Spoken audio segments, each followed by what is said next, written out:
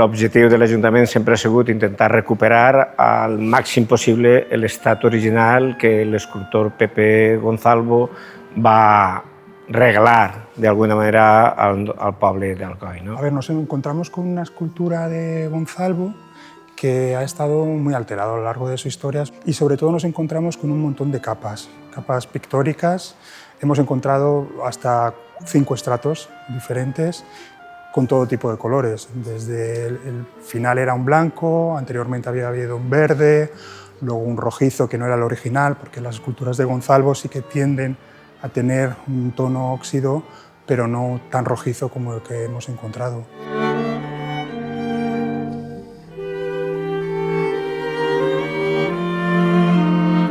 Hi ha molta gent que recorda en l'any 83, quan es va inaugurar, veuran el que es va inaugurar. El que no era possible era veure un monument de Sant Jordi que era en aquest tono de color, pintat en dorat o pintat en roig o pintat en plata, que després va derivar a un blanc pràcticament, que és l'última cosa que teníem. Hasta 5 o 6 capes de pintura han vist que ha tingut, i de lo que es tractava, com ha dit, era de recuperar el monument en el seu estat original. Se trata de hacer una intervención lo más conservativa posible y llegar a lo que es la obra tal y como el autor la concibió.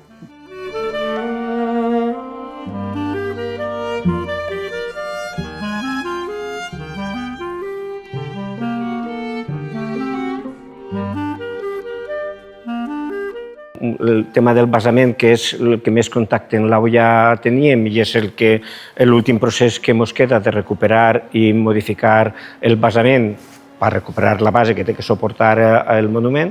El suport en la Rosaleda, on anirà ubicat, que anirà un poc a la part més baixa del parc, però ja està preparat també el basament, i ara va en funció un poc de coordinar-se tant la faena de les obres de la Rosaleda com nosaltres, i tindre el nostre Sant Jordi en la Rosaleda en màxim esplendor que es podia donar.